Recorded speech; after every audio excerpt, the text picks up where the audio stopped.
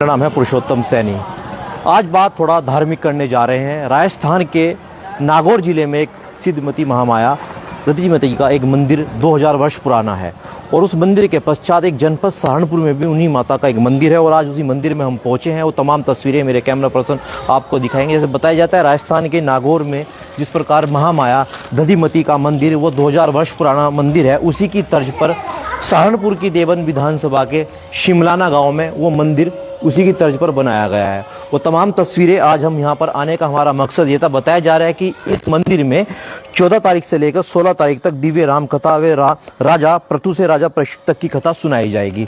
और क्या कुछ इस मंदिर का इतिहास है, उसी इतिहास के बारे में आज हम सहारनपुर के देवन विधानसभा के गाँव शिमलाना में पहुंचे और हमारे साथ बात करने के लिए जो मौजूद है क्षत्रिय महासभा के जिला अध्यक्ष राम सेतु है। पहले राम सेतु भाई आपका स्वागत है, बहुत बहुत। जैसे बताया जाता है कि राजस्थान के नागौर में माता दधिमती का एक मंदिर है 2000 वर्ष पुराना, क्या उसी की तर्ज पर यह मंदिर बनाया गया है? हाँ जी, ये बिल्कुल प्राचीन सिद्ध मंदिर कुंडीर कुलदेवी जी का नागौर राजस्थान में है। हाँ। और द्वितीय स्थान शिमलाना गांव जिला सहारनपुर में है, यहाँ गांव में है जी।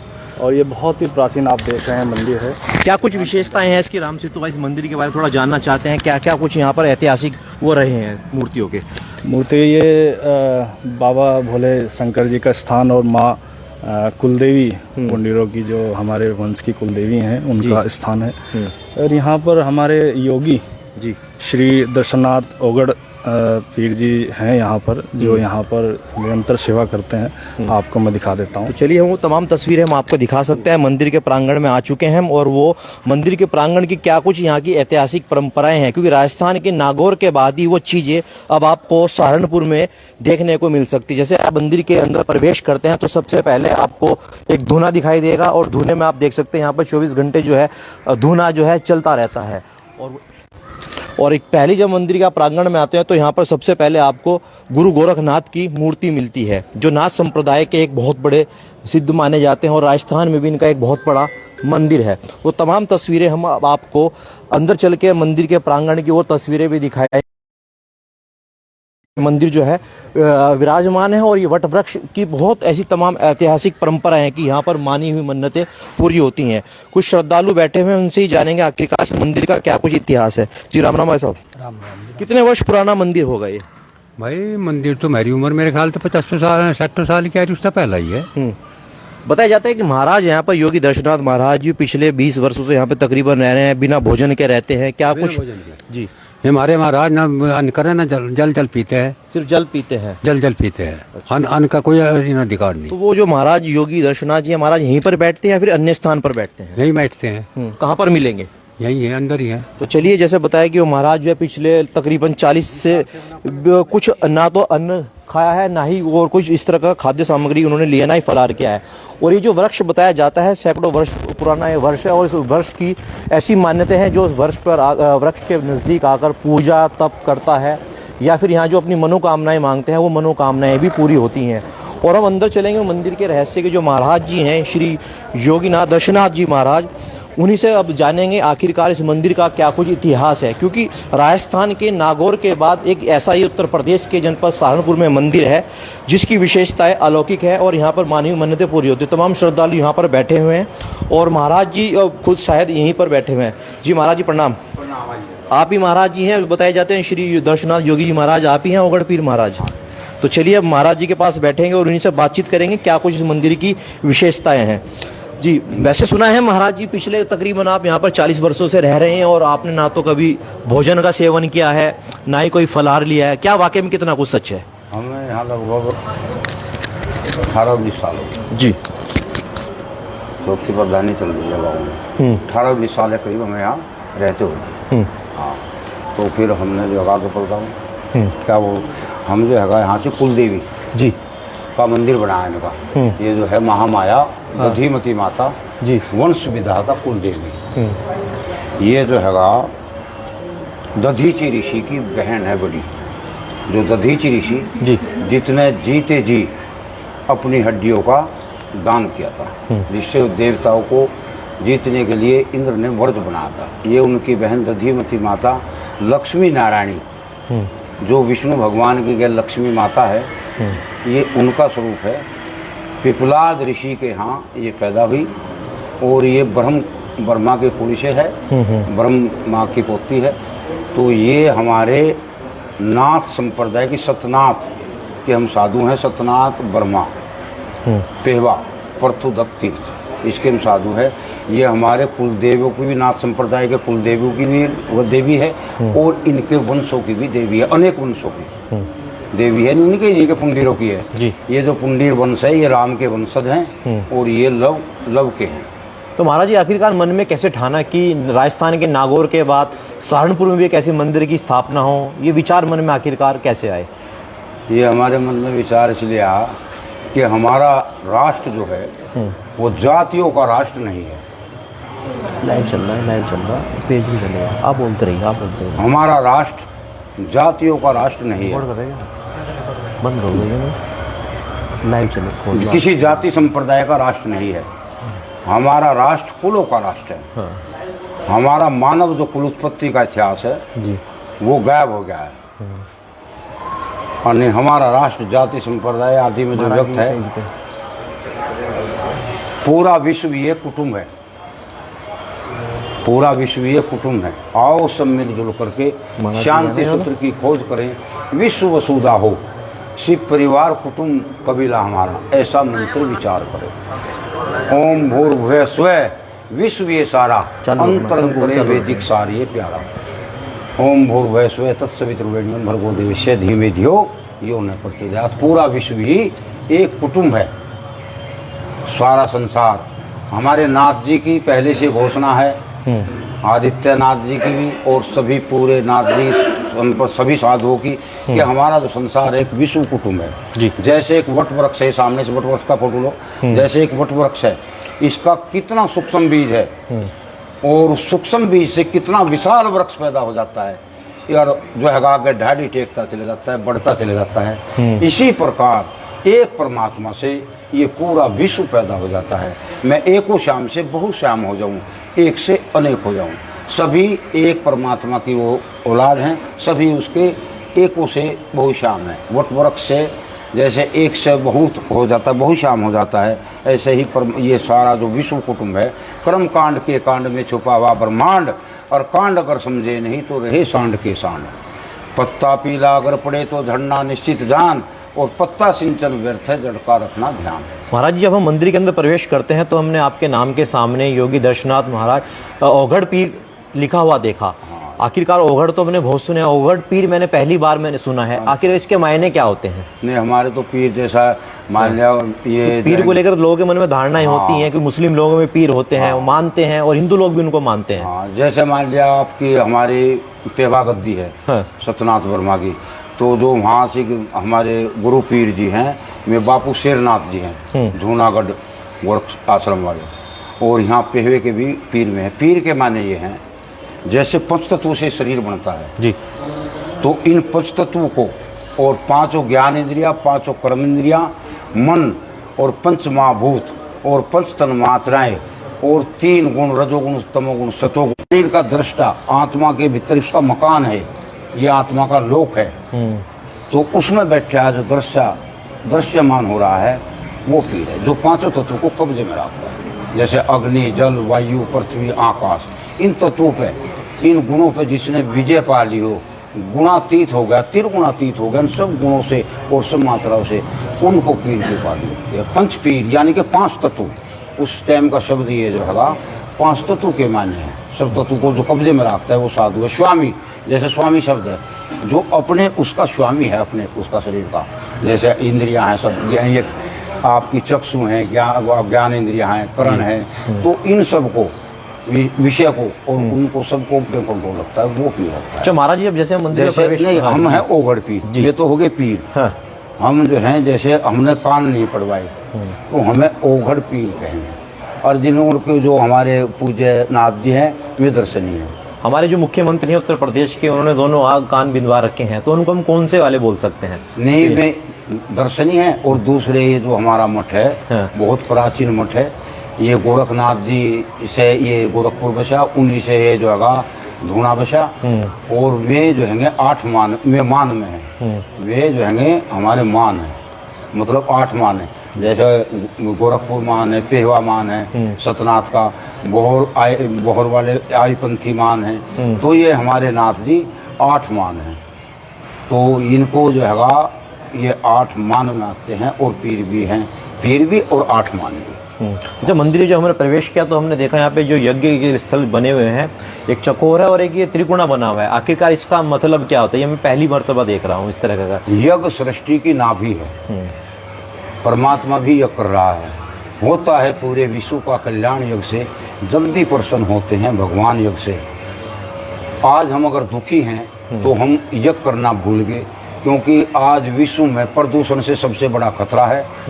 और प्रदूषण के खतरे को अगर संसार में कोई एक वो है तो उसका तो विकल्प तो सिर्फ यज्ञ ही है। यज्ञ के द्वारा पूरे संसार के प्रदूषण को बदला जा सकता है। ये प्रदूषण की मान लिया रसीद काटने, इससे प्रदूषण ठीक नहीं होगा। हमारी सब सड़कों पर हर आध किलोमीटर के बाद एक यज्ञ कुंडी होनी चाहिए, वहाँ एक जो है उसका पुजारी होना चाहिए। आने जाने वाले सब वहाँ को एक यज्ञ में आहुति, सड़कों पर भी आहुति चलनी चाहिए, तब संसार का कल्याण हो सकता है। अन्यथा ये प्रदूषण की टैक्स की रसीद काटने से कुछ नहीं। वो जो प्रदूषण का पैसा है रसीद का, वो सारा का सारा राष्ट्रीय लेवल पे यज्ञ होना चाहिए, तभी संसार का भला हो सकता है। अगर यज्ञ नहीं हुए तो दिल्ली बम्बई जैसे शहरों में से कुछ दिनों के बाद पब्लिक उनके सांस घुटन लगेंगे, वे वहाँ से भाग लेंगे। जैसे दिल्ली में पार्क हैं या बम्बई में, उन पार्कों के बीच में चारों तरफ ज़्यादा से ज़्यादा ज़्यादा नहीं तो कम से कम 4 यज्ञशाला तो जरूर होनी चाहिए। और जो भी आवे हुई सामग्री मिले, जो भी वहाँ आदमी घूमने के लिए आवे, किसी पुरोहित की जरूरत नहीं, गायत्री मंत्र से पूरा यज्ञ हो जाता है। इसमें कोई टोटका नहीं, हमें तो प्रदूषण हटाना है। ओम भूर्भुवः ओम भूर्भुवः स्वः, बोलो आप। ओम भूर्भुवः स्वः तत्सवितुर्वरेण्यं भर्गो देवस्य धीमहि धियो यो नः प्रचोदयात्। अगर प्रत्येक मानव 5-5 आहुति देने लगे अच्छी सामग्री की, और उसमें किसी से कुछ नहीं करना, अपने आप ही किसी पुरोहित की, हर पार्क में दिल्ली के, अगर दिल्ली को जान बचानी है प्रदूषणों से, हर पार्क के अंदर यज्ञ कुंडी कम से कम 4 होनी चाहिए और राष्ट्रीय स्तर पर उसका प्रबंध होना चाहिए। और वहाँ जो भी जीप पार्क में घूमने के लिए जाए तो वो आहुति दे, तो वहाँ की जो व्यक्ति जो प्रदूषण है, पूरी दिल्ली के प्रदूषण को एक ऐसा सांस आएगा कि उनका जीवन बच जाएगा। और नहीं आने वाले समय में ये बड़े बड़े जो महानगर हैं, ये अभी पीछे से हो गया था, इनको सांस लेना भारी हो जाएगा अगर यज्ञ नहीं हुआ। मगर हमारा सबसे बड़ा सवाल ये पैदा होता है कि आधुनिकता के दौर में खेत खलिहान खत्म होते जा रहे हैं। तो पहले गाँवों के अंदर आपने देखा होगा बाग हुआ करते थे, बगीचे हुआ करते थे, अब आहिस्ते आहिस्ते वो भी कटते हुए जा रहे हैं। तो उसके लिए क्या कुछ मैसेज देना चाहेंगे तमाम जनपद वासियों को? हमारी जो प्रकृति माता है, उदयनाथ पार्वती माता कहते हैं इसको, इससे जो है पेड़ कटने से हमारा जो प्रदूषण को दूर करने में इसकी क्षमता कम होगी, पेड़ ज़्यादा कम होंगे और जनसंख्या ज़्यादा बढ़ेगी। प्रत्येक जो जीव है वो कार्बन डाइऑक्साइड फेंकता है और पेड़ हमें ऑक्सीजन देते हैं। तो इसका शोधन करने में इस वक्त प्रकृति असमर्थ है। सभी मनुष्य को खेत बाढ़ अपने खेत में, घरों में, गमलों में ज़्यादा से ज़्यादा वृक्ष लगाओ, जिससे कि हर प्राणी का जीवन सुरक्षित हो जाए और ये प्रदूषण हट सकता है। जिस तरह का हमने कार्यक्रम सुना था कि 14 तारीख से लेकर 16 तारीख में बड़ा आयोजन होने जा रहा है, कुछ हवन यज्ञ भी होंगे, भागवत भी होंगी, क्या कुछ पूरा आयोजन है वो दर्शक जानना चाहते हैं। हमारा जो है इस उपलक्ष्य में हमारा जो वसीयत और विरासत है हमारे राष्ट्र की, जो प्रत्येक मानव की इस देश के अंदर जो रहता है, जो प्रत्येक की वसीयत और विरासत है, वो गायब है। वो पीछे जो हैगा आपकी ये जो भगवत कथा है जी, जितने भी हमारे कथावाचक हैं, मैं उन सबको नमस्कार करता हूँ। जितने ब्राह्मण उन सबको नमस्कार करते हैं, जितने कथावाचक हैं उन सबको। लेकिन उन कथावाचकों से हम ये पूछना चाहते हैं, हमारा पब्लिक की तरफ से ये प्रश्न है कि वह भागवत कथा सुना के राजा परीक्षित का पन्ना बंद कर देते हैं कि राजा परीक्षित जो हैगा उसको सुखदेव मुनि जी ने कथा सुनाई जी, और उसको उसने तक्षक ने डस लिया और वो चले गए। लेकिन उसके बाद हम ये पूछना चाहते हैं इन कथावाचकों से और सभी मठाधीशों को हम नमो नारायण करते हैं, आदेश प्रणाम करते हैं कि राजा परीक्षित के बाद में क्या ये राष्ट्र 5500 वर्ष तक लावारिस रहा? इसका कोई राजा नहीं रहा।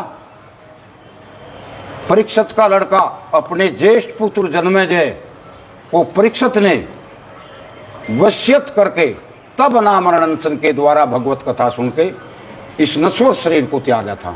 उसके बाद उसका ज्येष्ठ पुत्र जन्मेजय ने इस भूमंडल पर 84 साल इंद्रप्रस्थ पर, अभी बताता हूं मैं आपको,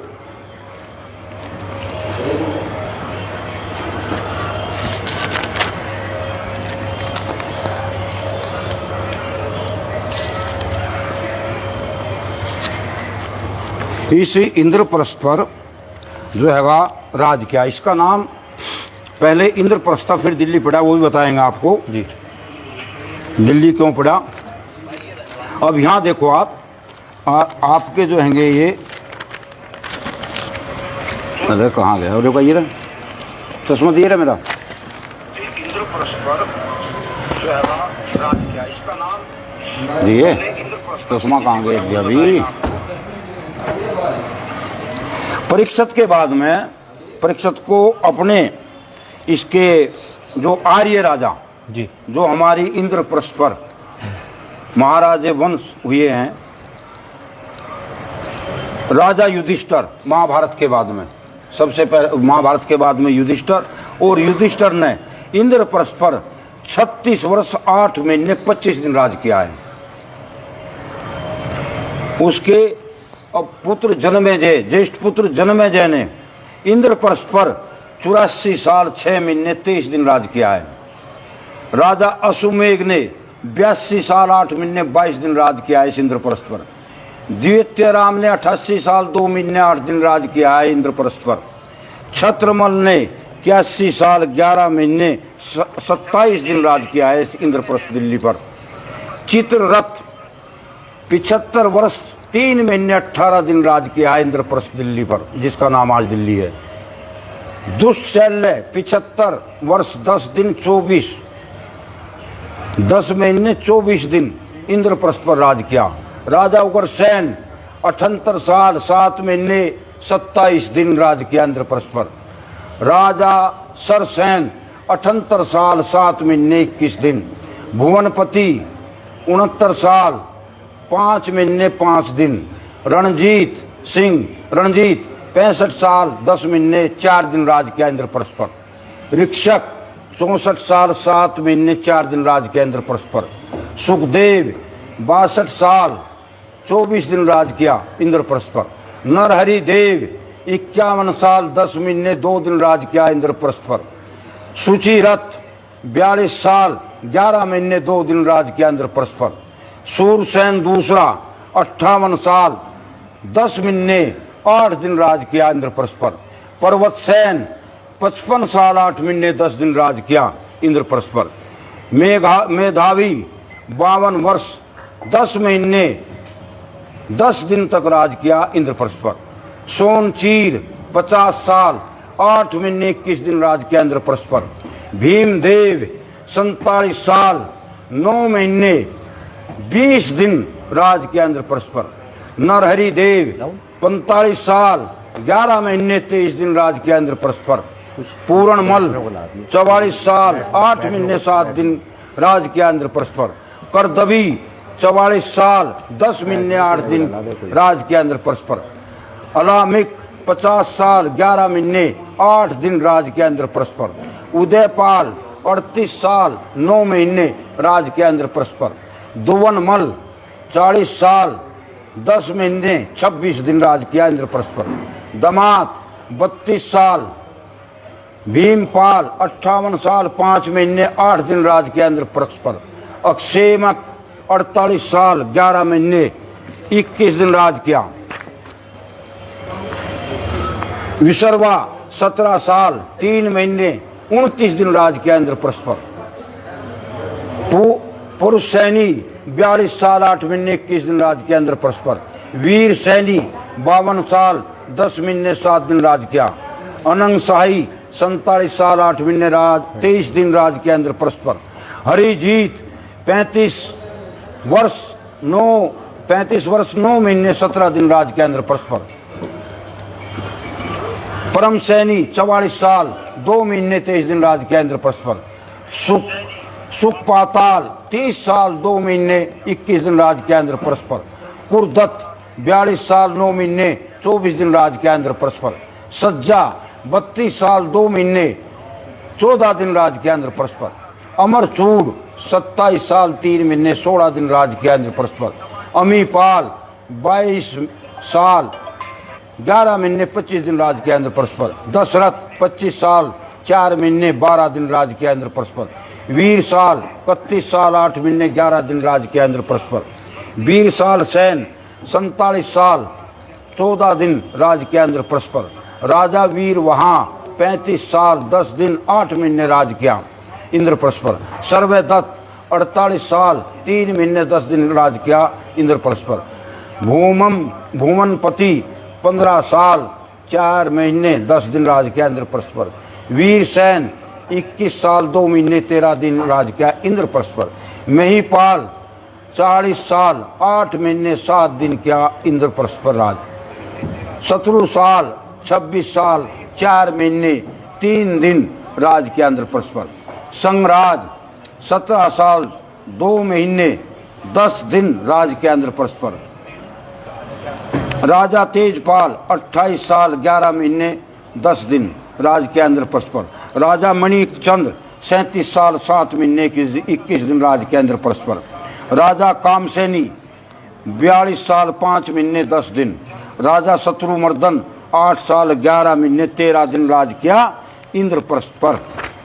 तो महाराज ऐसे कितने राजा हैं जिन्होंने हजारों वर्षों नहीं राज किया है? वे नहीं जी, आपके इंद्रप्रस्थ पर जहाँ राजा परीक्षित पर ये पूरे देश को ओम शांति कर देते हैं, आगे कुछ नहीं। और डायरेक्ट एक जो हैगा विदेशी लुटेरों का इतिहास जी, जो यहाँ के नहीं लुटेरे हैं, जो देश को लूट कर ले गए, उनका इतिहास हमसे मिलाते हैं। जो कि यहाँ के न कोई सम्राट है, न कोई उनकी उत्पत्ति है, न उनकी कोई पहचान है। तो महाराज ये तो आपने लुटेरे थे, हमें बताया है। सबसे पहला लुटेरा महमूद गजनवी, औरंगजेब, आपके जितने भी ये हैं, आपके जितने भी ये विदेशी आक्रमणकारी हैं, ये यमनी है, ये यमनी मुसलमान हैं। हमारे राष्ट्र के मुसलमानों से इनका कोई मतलब नहीं। हमारे राष्ट्र के मुसलमानों को ये लोग ब्लैकमेल कर रहे हैं। हमारे राष्ट्र का मुसलमान हमारे में से निकला हुआ, हमारे वंशों में से निकला हुआ हमारा भाई है। जैसे बहुत विवादित खाप कैराना जो सारे देश में विवादित है, ये लोग हिंदू गुज्जर, मुसलमान गुज्जर और आपके जो राजपूत चौहान, जो जगत सिंह पहले एमएलए भी रहा है, मैं पूर्ण आपकी व्याख्या पूरी को खोलता हूँ, ये सब हर्रा राणा के हैं। हर्रा राणा जो हैगा वो पृथ्वीराज चौहान का वंशज था, जिसके 20 लड़के थे। जमुना के किनारे किनारे कराने से लेकर ये सब हर्रा राणा पृथ्वीराज चौहान के वंशज के, उनका खानदान ये जमुना के नीचे नीचे 36 कौम में है। अब ये जो गुज्जर झगड़ा जो हुआ है ये कि मीर भोज को लेकर तमाम ये देखा होगा, दोनों ही समुदाय आपस में ये जो गुज्जर झगड़ा है ये व्यर्थ का है उन लोगों का जिनको पता नहीं। और नहीं गुज्जर और आपका जाट और आपका ये जो है यादव, पहले इसको अहिर कहते हैं, ये अजगर है। अजगर ऐसे अहिर जैसे जाट, जैसे गुज्जर और जैसे राजपूत, इन चारों का एक बाप है। माँ अलग अलग हैं, हमारी जो माता हैं वे अलग अलग हैं, बाप सबका एक है। इसीलिए ये बात फंस रही। अब जैसे पृथ्वीराज चौहान के ये गुज्जर भी हैं, लेकिन ये 1000 साल पहले ना मुसलमान गुज्जर थे ना हिंदू गुज्जर थे, ये राजपूत थे। पृथ्वीराज चौहान वाले समय के अनुसार ऐसी वो आई कि इसमें से आधे जो है वो औरंगजेब के दबाव में डर की मारी वे अपना मुसलमान बन गए। और नहीं तो इन कराने के गुजरू ने इबलो जो है खूब दिवाली के दिवे बाले और खूब राम राम करे थे। एक जो है मुसलमान गोग में का गुज्जर मुसलमान जो है रोजे रहता। अब इत्फाक अनुसार जेठ का मिलना था, अच्छा बुढ़ा बैल था। अब उसने जो है जो चला ले गए। अब वो ऐसी लीक थी पहले गाड़ियों की, पहले तुमने गाड़ी देखी नहीं होगी, हमने देखी। अब वो बुढ़ा बैल था, उस लीक में वो गिर कर वहाँ मर गया। अब वो रोजी से ऊँचा उसे लगी पानी की 30 में चल रहा था, रब जा कहने लगा तूने मेरी गाड़ी तोड़ दी, बैल मार दिया ऊपर से, नू कह रोजा रहो, मैं तो रहता नहीं फट रब जाए, मैं पानी पी लिया, तो मैं तो जाएगा उसे मानूंगा राम को, शिव को। तो ये लोग इतने पक्के मुसलमान नहीं है, ये हिंदू हैं बेचारे, काश्तकार हैं, ना ये लोग अपराधी हैं, ना ये लोग आतंकवादी है। एक कराने के कारण ये जितनी खाप 84 गाँव इनके हैं जो है कलशियान के, हिंदू गुज्जर मुसलमान गुज्जर, ये सारे देहात भी अपराध में आ गया। जबकि ये लोग शहर में कस्बे में कराने में तो बहुत कुछ हुआ, जैसा आपने सुना, मैं नहीं टिप्पणी करूंगा उस पर, लेकिन ये जो देहात का गुज्जर मुसलमान है ये बहुत अच्छे काश्तकार हैं और इनका भोजन भी बहुत सात्विक है, ना ये किसी की उसमें पशु हत्या में है, नहीं किसी की। ये तो इनके जाके भोजन देखो, आपका चावल और बूरा और घी का लुट्टा आपके अगर यूं कर देंगे, ले जितना ले, और हुई बासन रखेंगे हिंदुओं के लगे। ऐसा नहीं जो करिए मार्केट में आज इन्होंने सब मुसलमानों को बदनाम कर दिया। ये कुछ दुकानदार हैं जो शहर में दुकानदार है, नहीं देहात का आदमी जो गुज्जर है मुसलमान रांगड़ है, आप इनमें से ही है जो अगर राजपूत में से ही, तो ये लोग देहात के ऐसे नहीं कि किसी चीज़ में थूक रहे हैं, किसी में वो कर रहे हैं, ये जो चल रहा है ये सब बेवकूफ़ी है। लेकिन वे लोग इन हमारे भाइयों को ब्लैकमेल कर रहे हैं, इनको आज्ञा डाल रहे हैं। अगर ये हमारे भाई मारे अपने सोच ले अपना मारे छा में गिरे। अब इनसे मैं पूछूंगा अपने भाइयों से कि नू बताओ बाबर के इनका मामा लगे जो उन्हें कह रहे, या औरंगजेब क्या इनका मामा लगे? भाई तो हम हैं इसके, वे मुंगली है, ये पृथ्वीराज चौहान के या मोहम्मद गोरी क्या लगे इनका? जो मोहम्मद गोरी को 17 बार ये पृथ्वीराज चौहान ने धराशायी करार पकड़ के लाया, ये उन लोगों के वंशज है। मैं लोगों से न पूछना चाहता हूँ आप औरंगजेब के वंशज हैं या पृथ्वीराज चौहान के वंशज हैं, मैं आपसे उत्तर चाहता हूँ। ये जो इसरा बेटी है जो आज MP है, इकरा हसन हमारी बेटी, ये जो है इसका बाबा था अख्तर हसन। जब वो MP में खड़ा है तो उस टाइम उसका ना पढ़ना होता, शुद्ध आदमी था। उसने कहा था कि भाई तुम्हारी माता है हमारी माता है, तुम्हारी बहनें हमारी बहनें है, और तुम्हारी बेटी हमारी बेटी, और जो है हमारी माता है तुम्हारी माता है, और तुम्हारी बहन बेटी हमारी बहन बेटी। अरे भाई वोट दे दी और कुछ नहीं। उस शुद्ध आदमी को सब हिंदू मुस्लिम वोट दे गए थे। ये सब हमारे, इनकी माता हमारी माता सब एक ही है।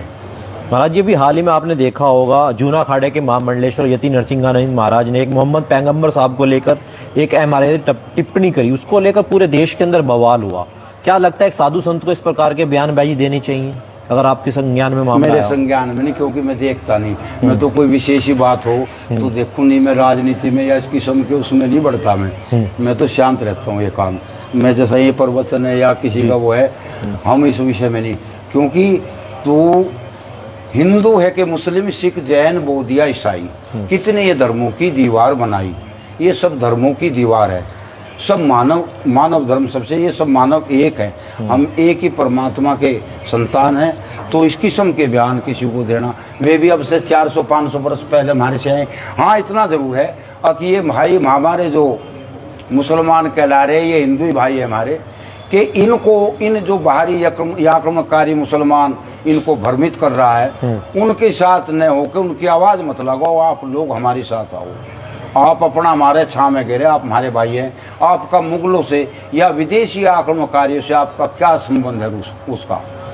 जैसे कि जो हैगा, हम तो मान लीजिए हैंगे पृथ्वीराज चौहान वाले, इनका गोत्र चौहान है, इनका ऋषि वत्स्य है, इनके भाट भी हैं। लेकिन ये जो मंगोलिया है, मुगली घुंटी 555, इनका न कोई भाट है, न कोई इनकी पहचान है, न इनका कोई ऋषि है। इन वंशावलियों को नू देखो, ये लुटेरे कौन से देश से निकलकर हमारे राष्ट्र को लूट के ले गए, और अब भी वही योजना ये मुगल जो वंशज है, मुगल क्या ये वो दिखे, एक मोहम्मद बिन तुगलक था, आपने सुना हो, 2 तुगलक हुए, एक पागल था। तो ये आज भी वही सपना देख रहा है, ये ओवैसी कि आप भी फिर भी वो दिखा रहा है क्या कहें से मुंगली गुंटी 555। ये कहाँ से है इसका तो नु भी नहीं पता है कि इनकी पैदाश कहाँ से है। इस बात को मीडिया बता सके, देखो मुझे तो कोई हो नहीं, लेकिन ये तो इस देश के रहने वाले भी, इनकी कोई पहचान नहीं है, इनके कोई वंश 400 वर्ष पहले क्या, हम तो 1,97,50,00,000 वर्ष सृष्टि के रचे को होलिए, उस दिन से आज तक का रिकॉर्ड हमारे पास है। हम उस दिन का रिकॉर्ड लियो, किताब उठा के उस दिन, अरे लाइए किताब पढ़ा, उस दिन का तक का रिकॉर्ड जहां से स्वयंभू मनु, ये मनु नहीं, स्वयंभू मनु, जहां से वो होती उत्पत्ति, वहां तक का हमारे सनातन धर्म के अंदर, अरे बात देना पड़ ली, सनातन धर्म के अंदर एक दिन का हिसाब है किस दिन से सृष्टि चली, और हमारे पूर्वज हम एक दिन का आज तक गिनवा सकते हैं। 1,97,50,00,000 बरस लगभग इस सृष्टि को लगभग इतने दिन हो लिए। हम उस दिन से लेकर एक दिन का हमारा जो है विज्ञान का, हमारा धर्म जो है वैज्ञानिक धर्म है, आंख मीच का धर्म नहीं। इन सब धर्मों की उत्पत्ति 2500 साल के बीच बीच की है, और ये 4 वाक जैन और बौद्ध ये नास्तिक हैं, और जैन काल में जैनियों से बौद्धियों से बहुत मोटा रुपया लेकर श्वेत केतु रमाशंकर नाम के 2 विद्वान ब्राह्मणों ने इनसे बहुत मोटा पैसा लेकर हमारा जो है साहित्य का चरित्र चित्रण सब पलट दिया है। सिर्फ नाम बाकी हैं। जैसे ये आपकी यह है आपकी राम कथा, ये हमारी दिव्य राम कथा है, जो श्रृंगी ऋषि पूर्व जन्म के जो श्रृंगी ऋषि थे, लाक्षागृह बरनावा संस्कृत महाविद्यालय, ये हमारे यहाँ ब्रह्मचारी जी हुए जो पूर्व जन्म के श्रृंगी ऋषि थे। एक उनकी बैकड़ी मुद्रा में उन्होंने ये प्रवचन दिए हैं, जो रामायण में इन्होंने हमारी रामायण को कलंकित कर रहा है, हमारे समाज को जो है नीचा देखना पड़ रहा है। जैसे मान लिया सीता है, तो सीता को इन्होंने घड़े से पैदा कर दिया, ऐसा नहीं है, ये सृष्टि के विपरीत है। उस वक्त काल पड़ा था, उधर राजा ने हड़ चलाया, उसको ब्राह्मणों ने बताया, उधर कन्या का जन्म घर हुआ। सीता की माँ का नाम वसुंधरा भी है और सुनैना भी कहते हैं और वसुंधरा भी कहते हैं। वसुंधरा नाम पृथ्वी का है, और जिस उसने राजा जनक विधेय राज जनक थे, उनको ब्रह्म ज्ञान था, उन्होंने सब ब्राह्मणों को बुलाया, उसका नामकरण संस्कार करवा, जैसा कि हमारे वेदों में नामकरण संस्कार होता है।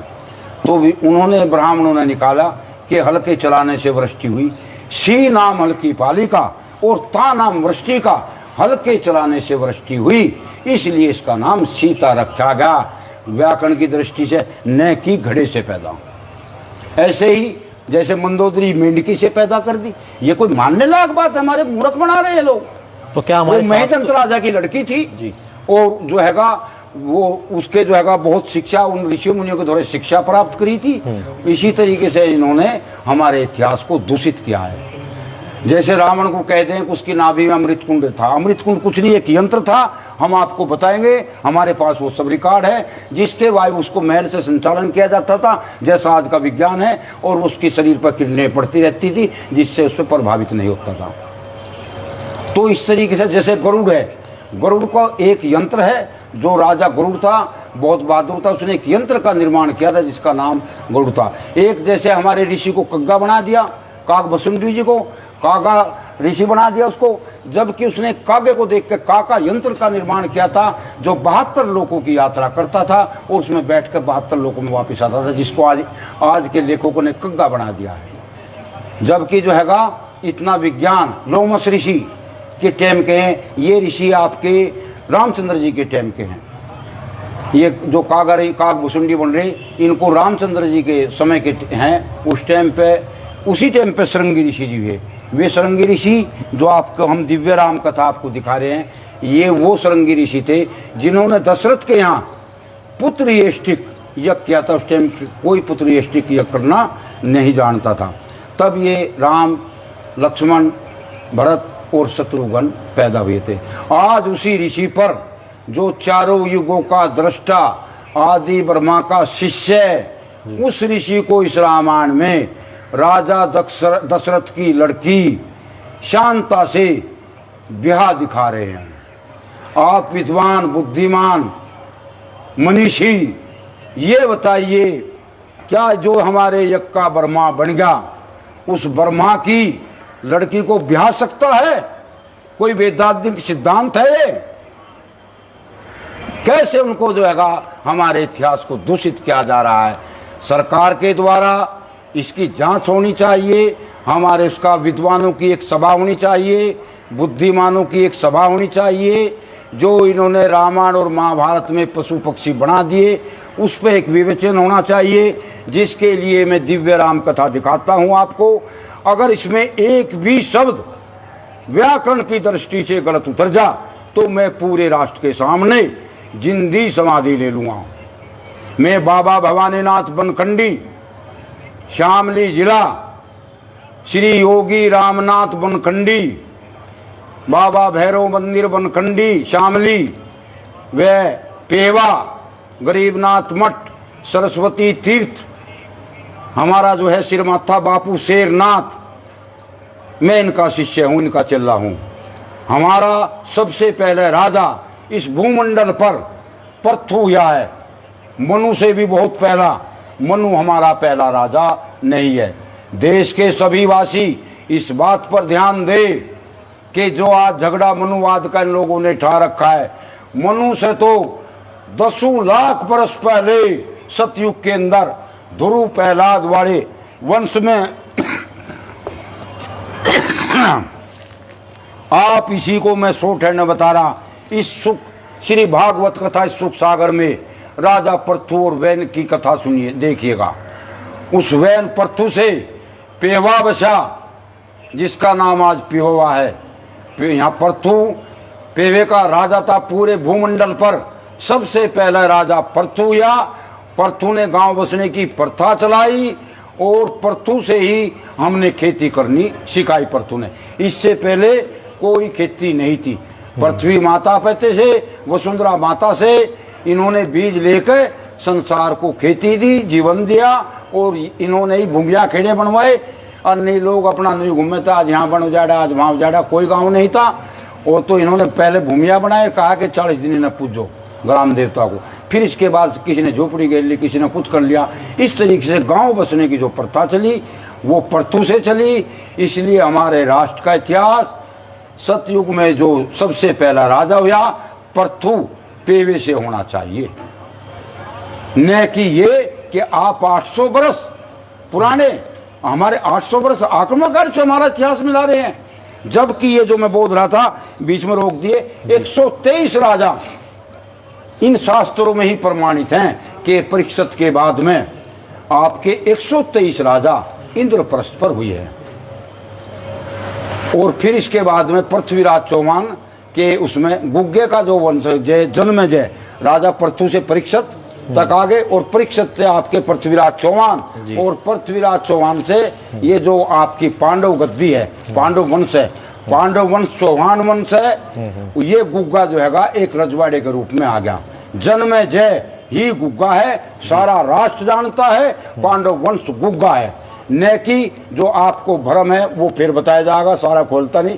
लेकिन मैं सिद्ध करता हूं कि गुग्गा पांडव वंशी चौहान वो है जो चक्रवर्ती सम्राट जन्मेजय, राज ऋषि परीक्षित का पुत्र जन्मेजय की आत्मा ही हमारे गोरखनाथ जी भगवान जो हैगा तक्षक नाग के यहाँ से लाकर उस आत्मा को गुग्गे के रूप में पैदा किया है। महाराज जी आखिरी सवाल पूछना चाहूंगा, 16 अक्टूबर के अंदर जो राजा परीक्षित जी की यहाँ पे कथा होने जा रही है, कौन कौन से मुख्य अतिथि मेहमान आ रहे हैं, किस किस राज्य से यहाँ पर जो है मुख्य अतिथि आएंगे, कौन कौन मेहमान आएंगे, वही दर्शक जानना चाहते हैं। अच्छा, हमारे एक जो है थोड़ी सी, चलो आपको बता दो फिर बताएंगे।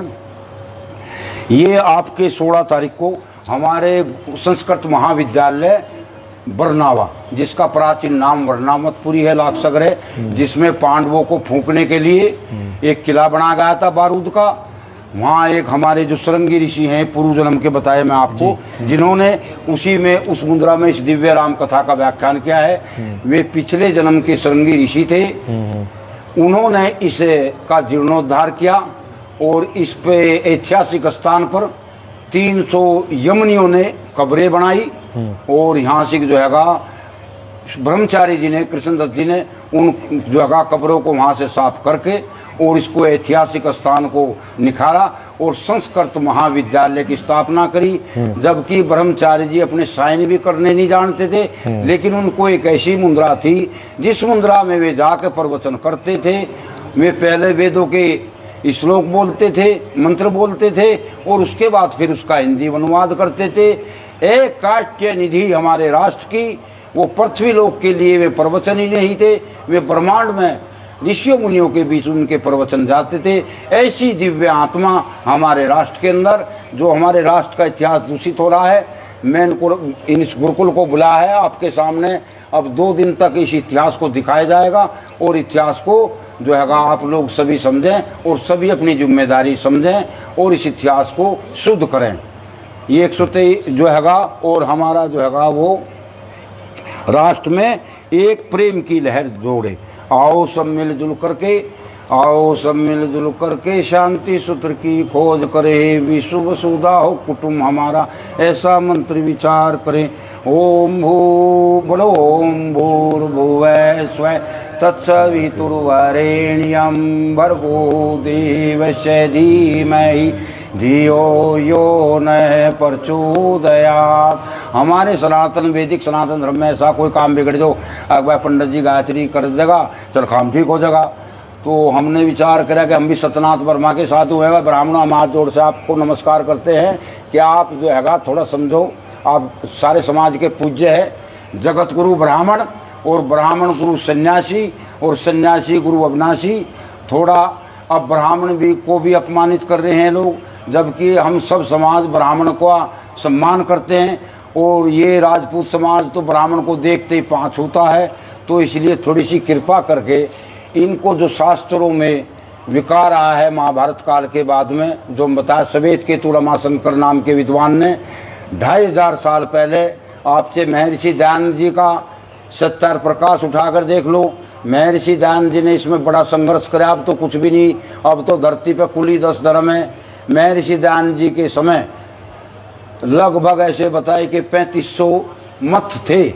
ये धर्म नहीं है, ये मत हैं। धर्म तो सिर्फ पूरे भूमंडल पर जो परमात्मा ने बनाया है वो है वैदिक सनातन।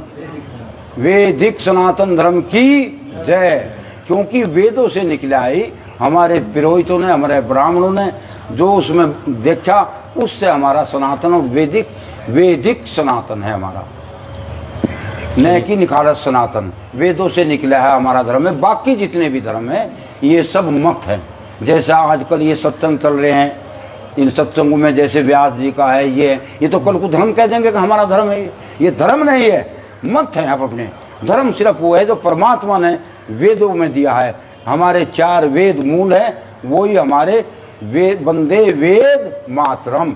आज जो है राष्ट्र में या पता नहीं क्यों भ्रांति आई है, वंदे मातरम क्यों बोल रहे हैं, जबकि ब्रह्मचारी जी ये बैठे हैं गुरुकुल का आचार्य जी, ये शब्द वंदे मातरम, वंदे वेद मातरम है या नहीं है, ये बताएंगे शास्त्री जी।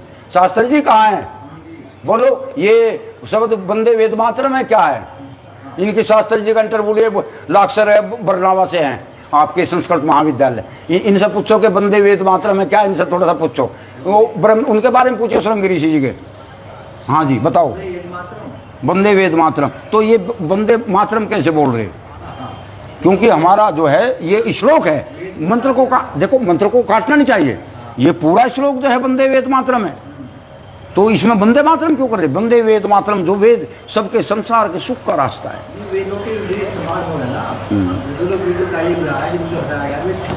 नहीं, उसे श्लोक को क्यों कर रहे हैं? देखो हमारे पास वैदिक राष्ट्र का पूरे विश्व का इतिहास है। वैदिक विश्व, हम पूरे भूमंडल पर भारत राज करता था, तो हमारा तो लिखित इतिहास एक दिन का है। जिस दिन से कहोगे आप सृष्टि के शुरू से आज तक का सब वैदिक सनातन धर्म के अंदर एक दिन का रिकॉर्ड है, हमारे पूर्वजों का रिकॉर्ड है। और यहाँ किसी बुहारी इन या आक्रमणकारी ये लोग मुसलमान नहीं, यमनी है।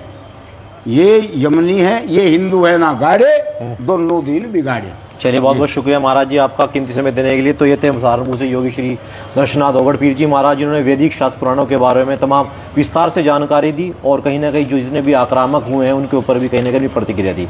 अगर आप इस वीडियो को देख रहे हैं तो इस वीडियो को ज़्यादा से ज़्यादा शेयर कीजिएगा और कमेंट सेक्शन में अपनी राय लिखना ना भूलिएगा। शिमला से सहारनपुर की पुरुषोत्तम सैनी की खास रिपोर्ट। नमस्कार।